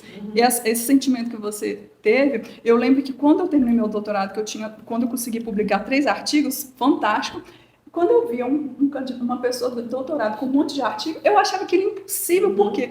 Porque eu fiz absolutamente tudo do meu artigo. Então, eu ficava assim, como é possível que uma pessoa tenha 20 artigos? Para mim, aquilo ali era ilógico. Você se sente incompetente, não se sente? Não, Eu me senti incompetente. Eu me sinto incompetente sobre um certo aspecto. Ô, Mônica, Mas a pós-graduação traz esse sentimento, Mônica. Porque eu fico pensando que, tô falando de mim, Graziele, eu nunca recebi um documento que eu não tenha correção. Em Sim. que momento que a gente pensa assim, que você vira a chave, que até aquilo ali é para você extrair o máximo do que você sabe, ou de que você não tem aptidão para aquilo? E a Sim. gente não fala sobre isso. Então você fica nesse limbo aí. Porque, tipo assim, a gente chega na pós-graduação muito imatura ainda. Pra você entender assim, não, é porque ele vai extrair de mim o máximo. A gente chora muito antes de chegar nessa conclusão. Sim. Então, tipo assim, acho que essa incompetência, e a gente falar disso, porque pensa, né, você falou aí da metodologia, eu fui sua aluna. Pensa se a gente te enxerga como incompetente. Nunca. Mas é bom a gente Sim, ouvir mas falar para o isso, sistema, porque a gente eu fica sou pensando, nossa, incompetente. eu não... Então você vê que você já pensou sobre isso. Muito. Mas a gente não fala sobre isso. Só que eu já resolvi isso na minha cabeça. Exatamente. E é aquilo que eu falei. Eu pude ser incompetente dentro do que as pessoas consideram excelência, porque eu tinha emprego. Mas que não Mas nem todo necessariamente mundo era pode. incompetência, né? Não, pois é, eu não sou o que as pessoas, o que o sistema esperava que eu sesse, não é nem que eu fosse, que eu sesse, né? Então, assim, mas isso eu resolvi na minha cabeça. Resolvi com vários motivos, porque eu acredito que existe vida após o trabalho, porque, Exato. sabe? Porque eu acredito que tem certos preços nessa vida que não vale. compensa pagar, porque um dia a conta chega e o dia que ela chegar eu não estou afim de pagar aquele valor ou ele vai ser demais para mim. Então, eu assumi certas questões comigo e resolvi isso na minha cabeça. Mas é o que eu estou te dizendo, porque eu tinha esse grande guarda-chuva, que era um emprego, que no final do mês, eu tendo publicado 2 artigos por ano, 3 artigos por ano, 10 artigos por ano, eu ia ganhar a mesma coisa. ô, Mônica, tem uma questão aqui que eu acho... E é claro também porque eu não acredito nas outras coisas, que é a questão ética também, né? Eu não Pois ia me vender por qualquer coisa. A gente precisa... O que eu percebo atualmente? Na verdade, gente, o que eu percebo, na verdade, isso assim, das diversas leituras que eu já fiz. O que acontece? Eu não sei se vocês já ouviram falar sobre isso, gente, mas eu li um livro que comenta sobre como que, a partir do momento que as profissões mais intelectualizadas começaram a expandir, etc., houve várias pesquisas que mostraram que, à medida que a pessoa sobe num determinado cargo, ou sobe num status de graduado para mestre, para doutor, etc., o que começa a acontecer? A pessoa se sente mais merecedora. Então, o que acontece? As pessoas passam a dar métricas para os tipos de crimes que elas podem cometer, ou seja, crimes. Começam a surgir os chamados crimes do colarinho branco, né? Porque o que acontece? Eu estou numa posição, eu sou, sei lá, doutora. Eu mereço ter mais do que eu tenho. Só que, então, o que eu vou fazer? Eu vou cometer um pequeno desvio ético aqui, por quê? Porque eu mereço. Eu sou mais inteligente, eu tenho uma posição mais alta, etc, etc. Então, gente, só que isso vai ficando tão enraizado, nas pessoas que elas param de perceber que aquele ato que ela está cometendo não é simplesmente antiético, é um crime. Sabe? Então, assim, primeiro, eu acho que as pessoas, todo mundo precisa de parar para poder refletir sobre o que nós estamos fazendo para poder contribuir com toda a desonestidade do sistema. Então, a partir do momento que eu pego um artigo para revisar, e nós discutimos isso na última mesa, que agora algumas editoras estão transferindo para a gente, Mônica, o trabalho até de revisar as referências, se ali tem muita autocitação, se aquelas referências são interessantes e tal. Aí o que acontece? Eu tenho 2 escolhas. Ou eu confiro referência por referência para ver se aquelas pessoas realmente foram honestas, ou eu atesto que eu conferi sem ter conferido. Então, assim, aí, o que eu faço? Liliane, obviamente eu vou lá e confiro, tenho um trabalho imenso, gasto várias horas e tal. Mas, assim, por quê? Porque eu escolhi ter uma postura ética e correta. Então, assim, isso é uma coisa. Aí, todo mundo tem que saber, acima de tudo, o preço que tem que ser, o que nós precisamos pagar. A honestidade, gente, ela tem um preço muito caro alto quando você vive num país de pessoas corruptas, um país onde a honestidade reina. Você falou que um dia a conta chega, eu espero que um dia a conta realmente chegue para o Bolsonaro e para toda a corja bolsonarista. Então, assim, a gente fica aqui torcendo que um dia... Mas muitas vezes a gente não vê, nós não vemos as pessoas pagando por aquilo. Às vezes a pessoa aposenta, tem professores que aposentam com um monte de processo, enfim. Então, assim, às vezes a gente não vê o preço sendo pago. Então, assim... Aí você tem a impressão que nunca vai acontecer. Que não acontece. Então, eu acho que vai mais a questão da consciência. Então, qual que é o objetivo aqui? É justamente desenvolver a consciência ética nas pessoas, porque se essa geração já está completamente corrompida, dos professores, dos pesquisadores mais velhos, cabem às gerações mais novas desenvolverem essa consciência ética, ferramentas, etc., para poder mudar. E, gente, acima de tudo, a gente tem que entender que ser honesto é difícil, sabe? Ser correto é muito difícil. Então, você precisa de... Você tem que tomar a decisão, se você quer ser honesto, correto ou não, sabe? E arcar com as consequências. Tem uma coisa, pegando o gancho nisso que você está falando, eu acho que tem, assim, uma coisa é você ser honesto para o mundo. Outra coisa é você ser honesto consigo mesmo. Também. Então, eu acho assim, que a gente tem que entender qual é a verdade da gente. E viver de acordo com essa verdade da gente. Porque, às vezes, eu vi o seu vídeo, você estava falando assim, se a pessoa acha que ela não vai ser descoberta, não se sente mais à vontade. Mas eu acho que, para mim, pior do que ser descoberta, eu ter que acordar todo dia comigo mesma, sabendo o que eu fiz, entendeu? Eu não preciso nem do julgamento externo. O meu julgamento já é suficientemente pesado para eu ter que lidar. Então, lidar comigo mesmo, lidar com a minha culpa, com a minha consciência pesada. E talvez eu tenha decidido ser honesta, não por medo de ser descoberta. Mas nesse livro ele mostra que isso não é uma motivação. Porque é o jeito que eu tenho de viver para mim mesma. Eu vivo melhor assim. Para mim mesmo, comigo mesmo, é a minha verdade. É o jeito que eu acho mais fácil viver. E às vezes até por preguiça. Porque você tem que tampar buraco e dar satisfação e encobrir coisas e tal, isso dá muito trabalho, gente. Eu acho que ser mentiroso é um trem que dá muito trabalho. Você viver sempre com medo de ser descoberto, você já pensaram que coisa triste deve ser? Você viver com medo de ser descoberto? Mas aí que tá, você está fazendo julgamento de acordo com a ética que você tem. Se a pessoa nasce num contexto e não desenvolve a ética, ela não vai ter esse tipo de julgamento, então ela não vai sofrer nunca. Essa política da premiação, a política acadêmica da premiação pela publicação, sempre me remete à figura do cachorrinho bem treinado que recebe um biscoitinho quando ele faz o truque direitinho. Então, assim, parece que estão dando biscoitinho pra gente. Só que cada vez que você dá um pulinho dessa altura, o seu tutor só te dá o biscoitinho se da próxima vez o pulinho for dessa altura. Aí, se da próxima vez você subir na mesa, ele te dá o biscoitinho. Então, é como se a gente estivesse aceitando retribuições pequenas, mas tendo que se esforçar muito por elas, assim, para ganhar aquele biscoitinho. E por isso que eu falo que é a gente mesmo que retroalimenta o sistema. E eu acho que as novas gerações, sim, têm... eu não quero jogar essa obrigação, tipo assim, nós fizemos uma meleca, vocês vão lá agora e limpem. Não é isso. Mas é que às vezes a gente não tinha nem espaço de discussão. Eu vou dar um exemplo para vocês, uma coisa que aconteceu quando eu entrei para fazer mestrado. Eu brinco sempre que eu sou enjoada, vocês me respeitem, eu fiz mestrado, doutorado, programa 7. Então, assim, eu posso ser enjoada. E já era 7, assim, nos primórdios.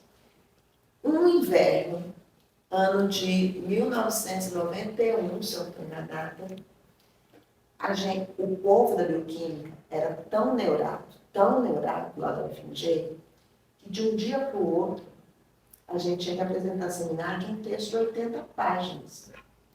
A aula acabava ao meio-dia, isso não era época que tinha internet para pegar artigo, não. A gente corria na biblioteca, corria no xerox, cada um vazava para um canto para poder estudar, para preparar o seminário do dia seguinte, de manhã, às 9 da manhã, você tinha que estar com o seminário pronto. Aí tinha um seminário desse, que é um DR, nós combinamos de encontrar mais cedo para discutir. Não tinha Zap, não tinha internet, gente, então era tudo no pessoal, né? Pessoalmente. Combinamos de chegar mais cedo na UFMG para discutir. Só que já no frio do capeta, aí nós sentamos na grama, no sol, para poder discutir o seminário que a gente ia representar. Passou um professor orientador, viu a turma sentada no sol, achou que a gente estava lagartixando. Só que a gente estava lá discutindo. Essa conversa chegou no presidente do colegiado de pós-graduação, que marcou a reunião conosco. Olha o nível da coisa. Marcou uma reunião conosco e falou assim: aluno da bioquímica não tem essa liberdade de ficar tomando sol. Nós, oi? Professor, a gente estava tomando sol, a gente estava estudando o seminário, a gente está discutindo tomando sol porque estava frio. A gente estava lá, lagartixando.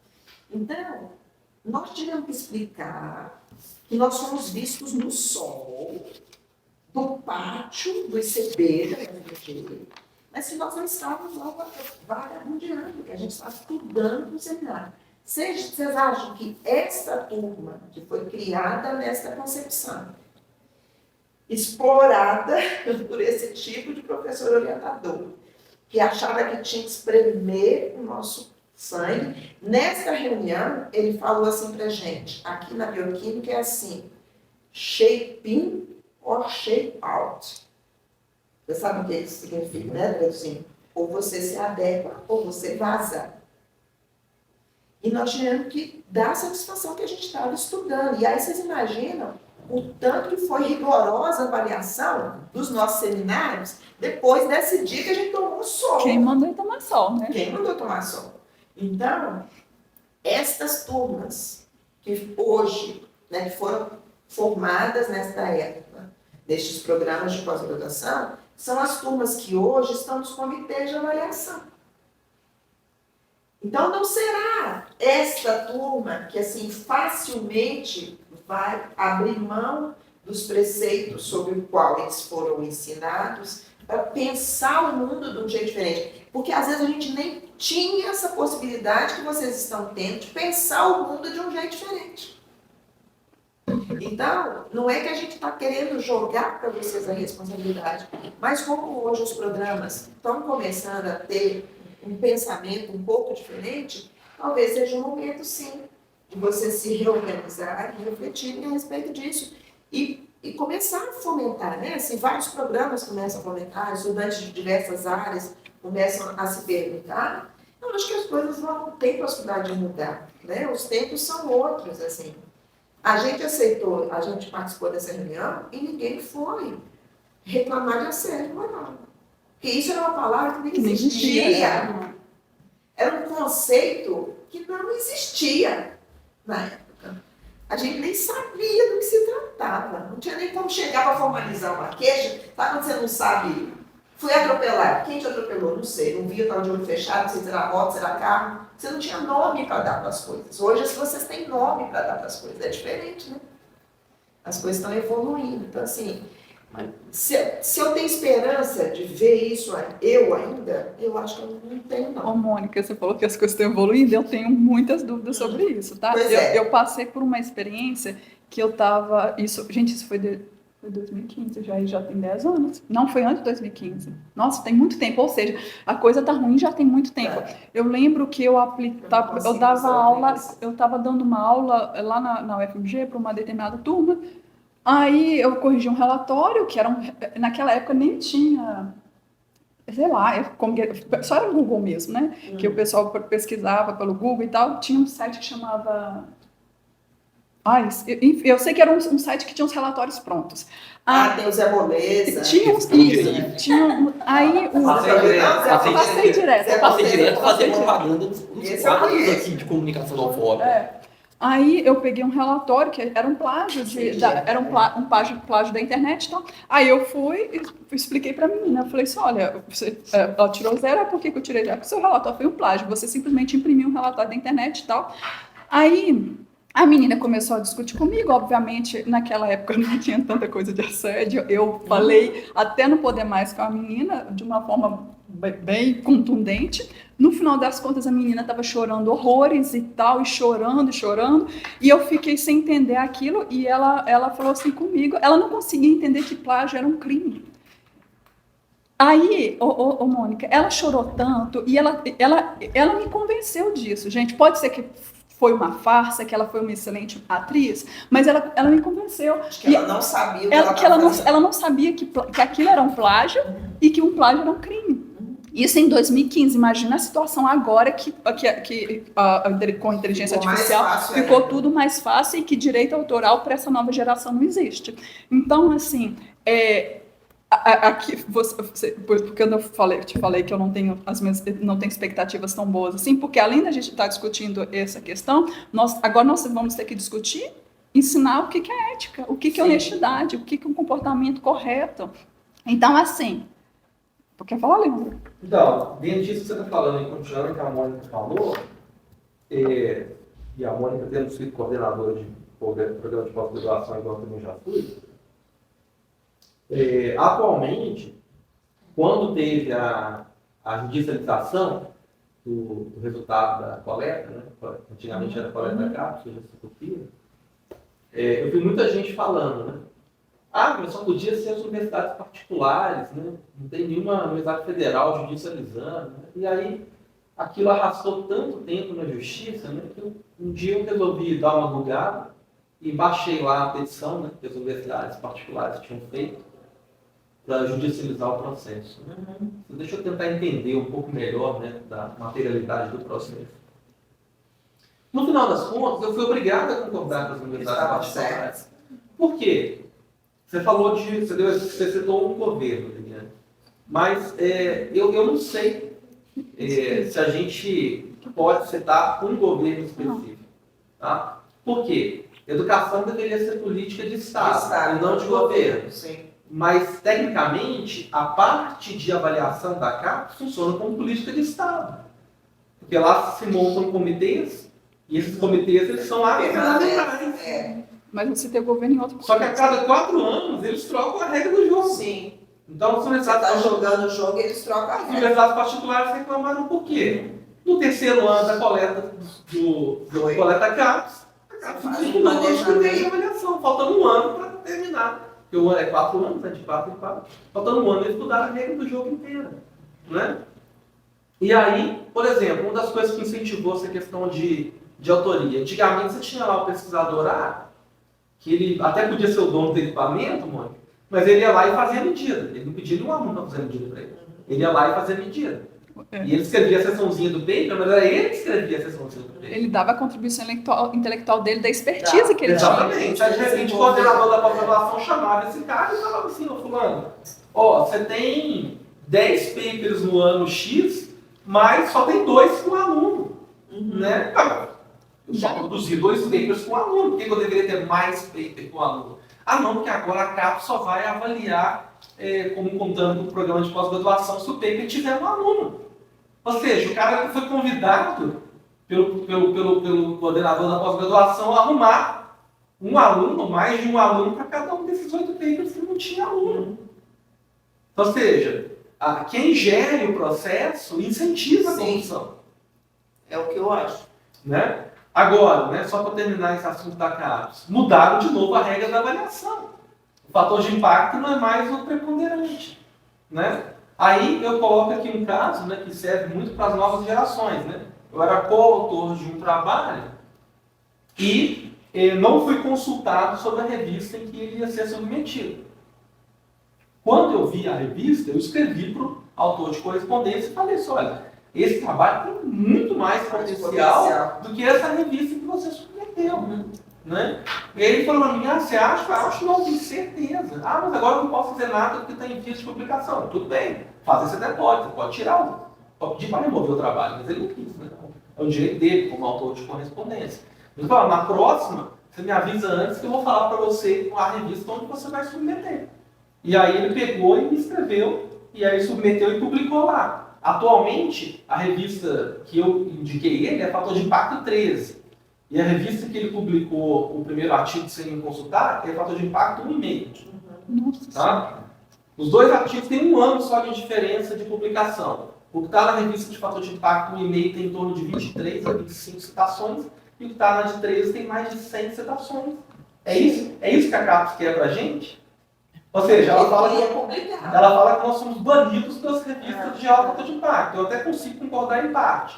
Porque a Liliane mesmo já fez essa análise, 80% do corpo editorial de uma dessas revistas de 13 que eu falei aqui agora é 70% chinês. Sim. Ou seja, é um corpo muito enviesado. Então a gente até pode estar sendo banido de lá, eu não tenho dúvidas que a gente está bem sendo banido de lá a conta-gotas.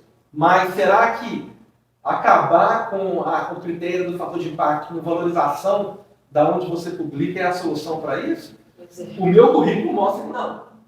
Mostra que não. Por quê? Os dois trabalhos têm igual potencial. A única diferença do setup experimental são os materiais. É uma diferença estrutural dos materiais. Mas acontece também que tem o outro lado. O cara queria ter certeza que ele ia publicar, porque ele precisava do biscoito. Sim. E aí, tanto faz se for biscoito importado ou biscoito Maria, contava a mesma coisa para ele no currículo dele. Contava. Então, naquele pragmatismo, ele fala assim, se eu mandar para a revista de impacto 1, eu tenho certeza que vai ser aprovado. Na de 13, eu não tenho certeza. Eu preciso desse número no final do ano. É por isso que eu falo que não tem jeito de você fazer boa pesquisa, refletir, publicar bem, aguardar o tempo das coisas. Se você está sempre correndo atrás de número. Você, na verdade, disseram para nós que número é qualidade. E nós acreditamos nisso. Mas número não é qualidade. A gente sabe que número não é qualidade. Então é essa que é a questão. Número não é qualidade. A gente vê isso no Nobel, né? Que a maioria dos caras que ganham Nobel tem Olha o currículo. Vocês já viram o currículo de gente que ganhou o prêmio Nobel? publicação. Abra um dia para vocês verem. Se vocês vão achar alguém que tenha 45 artigos no ano. Eu duvido, Deodó. Eu não abri dos prêmios Nobel desse ano. Mas eu duvido, Deodó. Se eu abrir o currículo de um deles, eles têm 45 artigos no ano.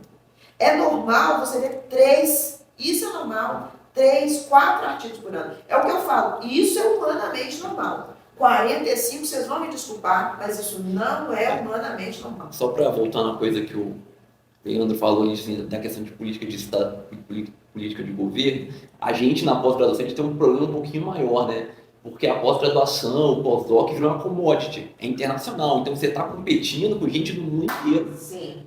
Então você não tem mais aquilo assim, você tem que olhar assim, na sua região, por exemplo, vamos montar uma FOP 100% ética. Vou fazer aqui. Quando você for sair, a pressão de fora é muito maior que a de dentro, vai te esmagar. Sim. Então, a gente precisa pensar nesse caso. Eu conheço 2 casos de tentativa de mudança. Um falhou estruturalmente, foi na Holanda. Eles tentaram de 2021. Eles tentaram fazer essa mudança de quantidade de publicação para outras métricas. O pessoal que tinha maior quantidade de publicação pressionou a ponto de não fazer. E tem uma na Espanha que começou no passado, eu acho, começo desse ano. Que eles estão querendo mudar a forma de avaliação. Na Suíça teve um caso também que a universidade ela se tirou daqueles rankings de universidade. Porque ela considerou que o ranking não corresponde à qualidade do processo, né? Então ele pediu para ser retirado do ranking. Então a gente está vendo mudanças recentes, acho que nos últimos 5 anos que eu achei, desse negócio, mas ele tem que ser mundial, então a gente precisa pensar, principalmente nas colaborações internacionais que fazemos, vamos tentar fazer, né? De tentar manter, de tentar expor, né? A importância da ética nessa questão acadêmica. Porque enquanto não for, o Índia não vai publicar 50 artigos e vai fazer pós-doc com ela aqui. A Mônica é um exemplo disso. O artigo que eu publiquei com ela, você podia ter fatiado. Eu juntei 3 dissertações. A gente juntou 3 podia ser fatiado. A ideia é o que eu falei. Uma pessoa normal teria fatiado. ao invés de ter 3, eu resolvi ter um. Vê se essa cabeça de gente que vocês conhecem. Prefiro ter 3 artigos em uma revista de impacto 2, 2,5. Né? Mas foram três trabalhos que uma escolha que você foi uma escolha que eu fiz, mas é aquilo que eu falei para vocês. Eu tinha a tranquilidade que no final do mês meu dinheiro caiu lá. Só que se eu tivesse, talvez, precisando de um pós-doc, eu ia fazer 3 artigos. Ia tentar fazer 3 bons artigos. Se eu estivesse precisando de uma bolsa de pós-doc, ou de fazer currículo.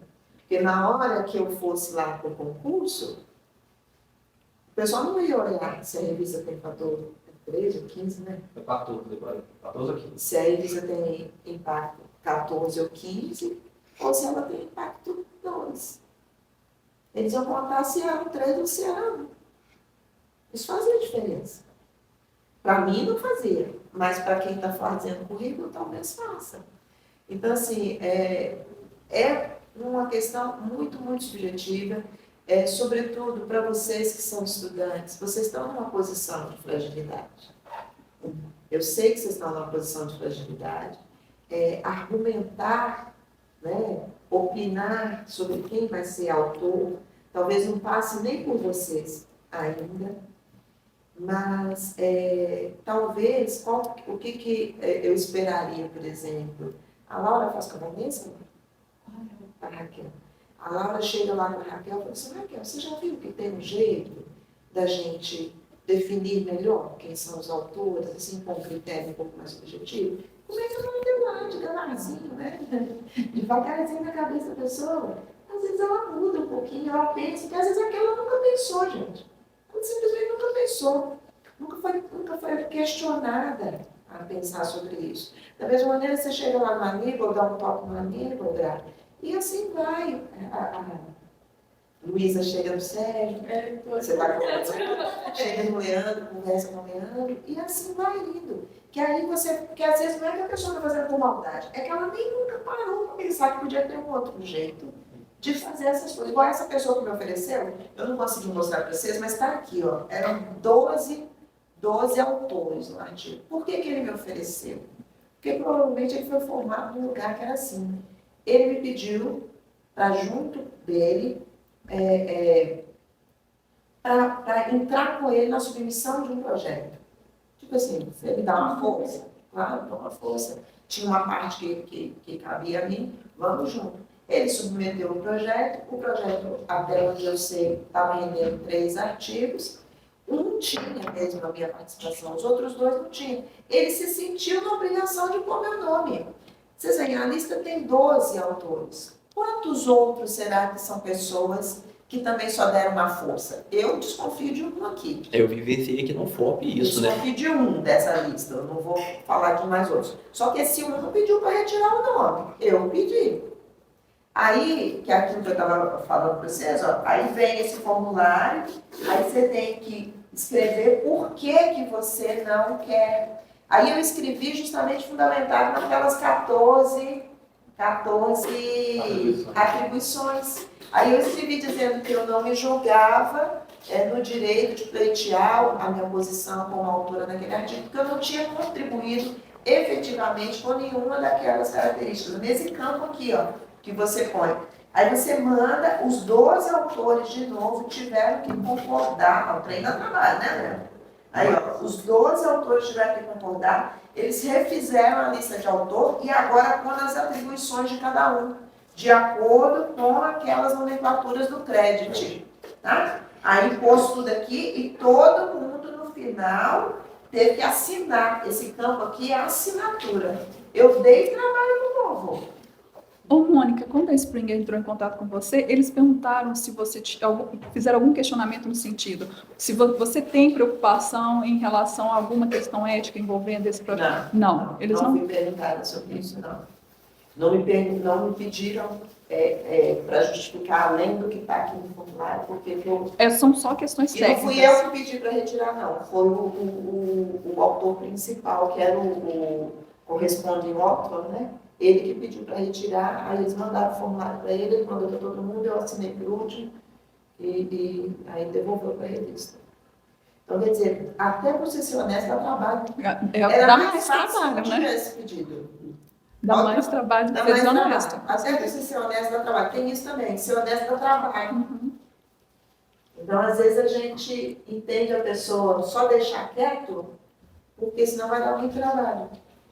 Vai dar muito trabalho. E aí você vê, teve que mandar tudo isso, com todo mundo assinando, já que ele tinha, que eu acho que ele pagou favores, né? Tinha 12 pessoas para poder pôr o nome no artigo, aí 100 mil ficaram 11, ele teve que pedir a assinatura de mais 11 pessoas além de mim, deu trabalho. Mas é o que eu achei que era certo. Isso foi no ano passado. É o que eu achei que era certo. E essas outras pessoas envolvidas no trabalho devem ter te achado louca. Com certeza.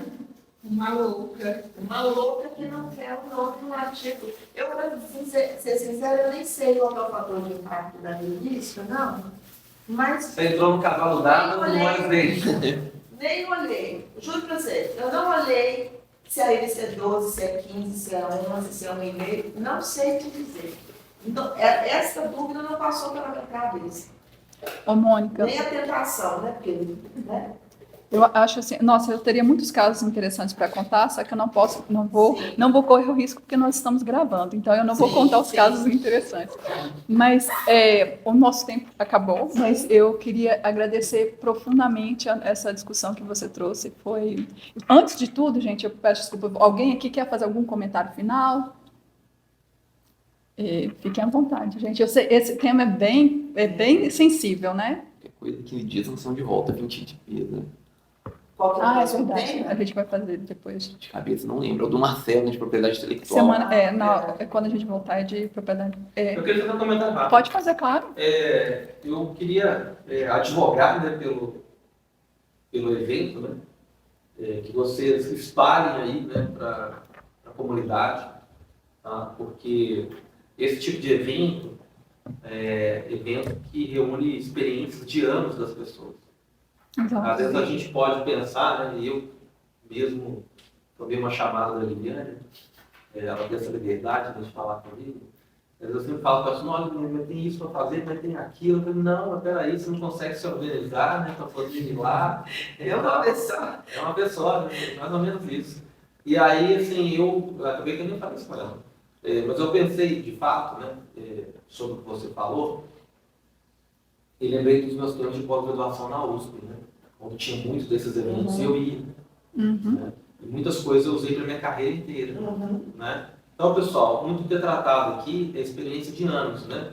Não é um tema que você vai chegar, vai entrar num fórum, vai ler um artigo e vai falar assim, não, agora eu sei tudo aquilo que foi discutido naquele espaço ali de 1h30, 2 horas. Não é. Porque a gente tem que digerir isso, né? Exato. Então, esse tipo de evento é o tipo de evento que a gente tem que se planejar para não perder.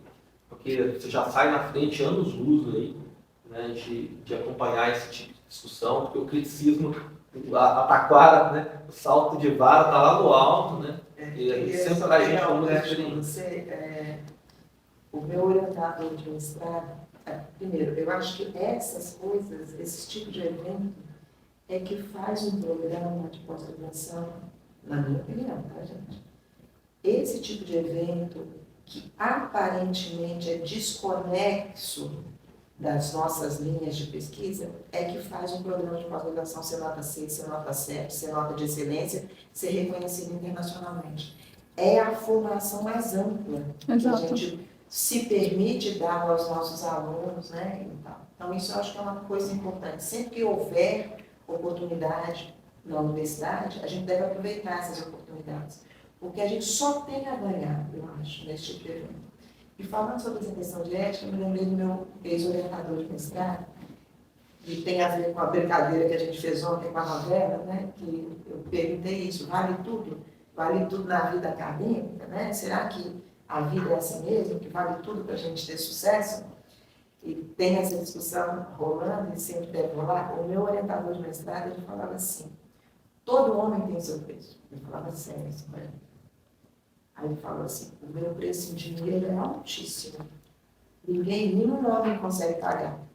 Mas em chocolate eu me vendo facinho. Então, acho que eticamente falando, é isso. Será que todo mundo tem um preço? Será que tudo na vida tem preço, realmente? Eu acho que tem coisa que é cara demais.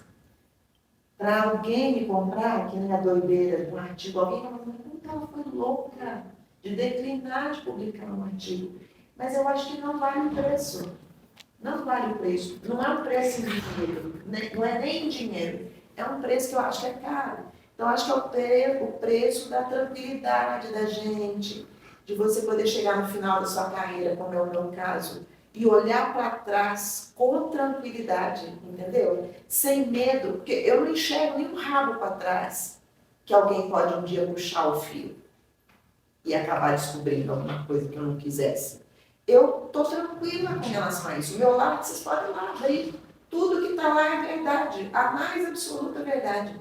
Então, assim, eu acho que vocês que estão começando têm que pensar nisso. De que vocês, daqui a 5, 10, 20 anos, vão poder olhar para trás e ter orgulho da carreira que vocês construíram. Seja onde for. Seja como professor de Universidade Federal, seja como professor do Instituto Federal, seja como empresário, seja, se vocês resolverem mudar e virar confeiteiros, cozinheiro, seja no que for. E aí o que eu acho que a nossa obrigação na universidade é dar a vocês essa segurança. De que vocês foram bem informados por nós. Que a gente deu a vocês todas as oportunidades que a gente podia. E aí eu acho que vocês têm que aproveitar todas as oportunidades quando elas aparecerem mesmo. Porque tem muita coisa boa acontecendo, né? Vocês dois tocaram num ponto muito importante. Primeiro, Leandro, eu achei muito bom você ter falado, porque quando você comentou, o que veio na minha cabeça? O Leandro, que é um dos maiores, eu não vou falar o maior porque é esse, né? Um dos maiores pesquisadores da UFOP, tirou o tempo dele, uma quarta-feira, para vir aqui. E se a gente olha para o nosso auditório, a gente tem um auditório relativamente vazio. Sim. Você comentou, Mônica, na França, quando eu fiz meu pós-doc lá, todos os seminários que eu participava, o auditório ficava lotado. E as pessoas faziam perguntas, as pessoas faziam questionamentos. Então, assim, é cultural. Por isso que a gente precisa de fomentar isso nas pessoas. Então, assim, a maior parte das pessoas, todo mundo é muito sobrecarregado, né, gente? Lógico. A gente vive num contexto que... Enfim, nós precisamos de aprender a estabelecer determinadas prioridades, né? E discussão sobre ética tem que ser uma prioridade, Tem né? que ser uma prioridade. Você quer comentar antes da gente fechar alguma coisa? Eu falei Tem que ser besteira uma demais. prioridade, é verdade. Então- É o fundamento, é a pedra fundamental Exatamente. para tudo que vier. Exatamente. Então, Mônica, muito obrigada pela Eu participação. agradeço. Obrigada, Leandro. Obrigada a todos pela presença, gente.